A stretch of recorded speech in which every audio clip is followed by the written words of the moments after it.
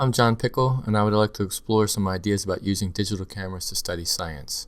One of the benefits of having a movie on your computer is you can change the speed and direction of how you view it. When the movie is viewed in ways we aren't used to seeing, it's easier to notice patterns we often take for granted. If you are watching this movie for the first time, consider turning off the sound now so that you can see what you observe on your own with the movie clips that follow. In this time-lapse movie of sunrise over the Atlantic Ocean, notice that the sun doesn't rise perpendicular to the horizon. Rather, it rises at an angle. The angle from vertical is the latitude of your location. In this movie, I was at the Cape Cod National Seashore, or roughly 41.8 degrees north. At the equator, where the latitude is 0 degrees, then the sun rises perpendicular to the horizon. At one of the poles, where the latitude is 90 degrees, the sun moves parallel to the horizon throughout the day. And if you're in the southern hemisphere, the sun rises from right to left, which is opposite from what we see in this movie clip. You may also use this movie to study the wave patterns, the timing of the waves, the differences in the wave heights, the timing of the tides, and the sandbar patterns as the tides retreat. Another way to study how the sun moves across the sky is by watching how the shadows move.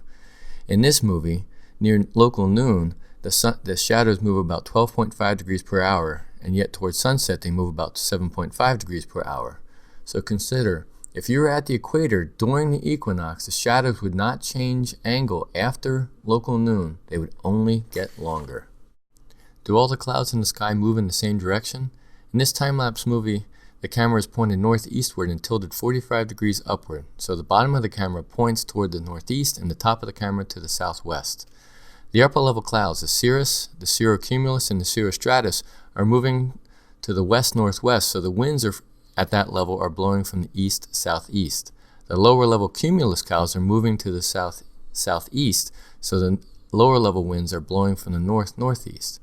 In this example, the clockwise change of cloud motion with height is a result of warm air being blown into the region. If the cloud motion changed counterclockwise with height, then cold air is being blown into the region. Do clouds change direction in the sky? In this example, they do. The low-level stratocumulus clouds are originally moving to the west, so the winds are from the east. Over a period of 10 to 15 minutes, the clouds changed direction and began moving toward the south, so the winds shifted counterclockwise during this time.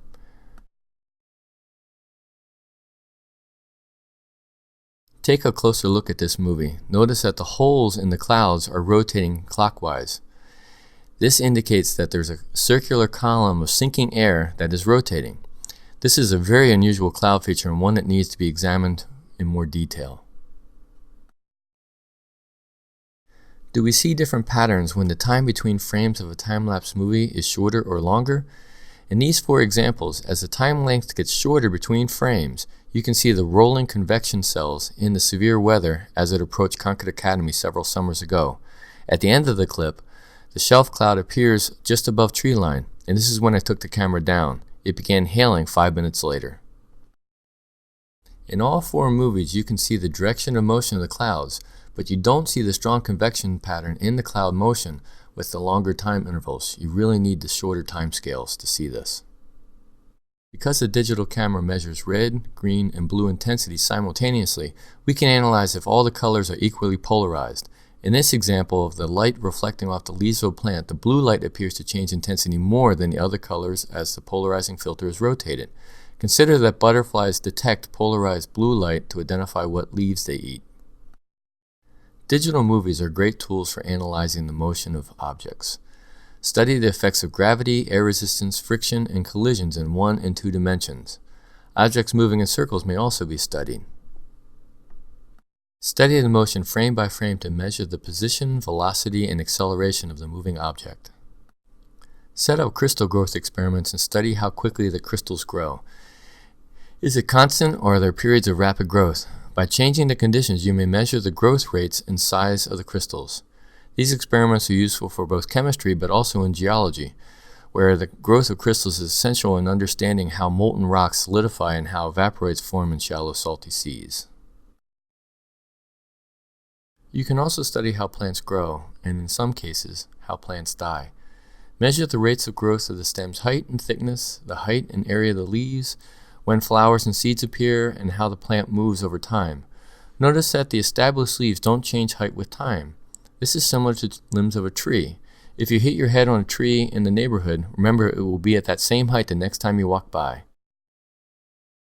The bottom line is you can study just about anything of interest with a digital movie, anything that moves, changes shape, or color.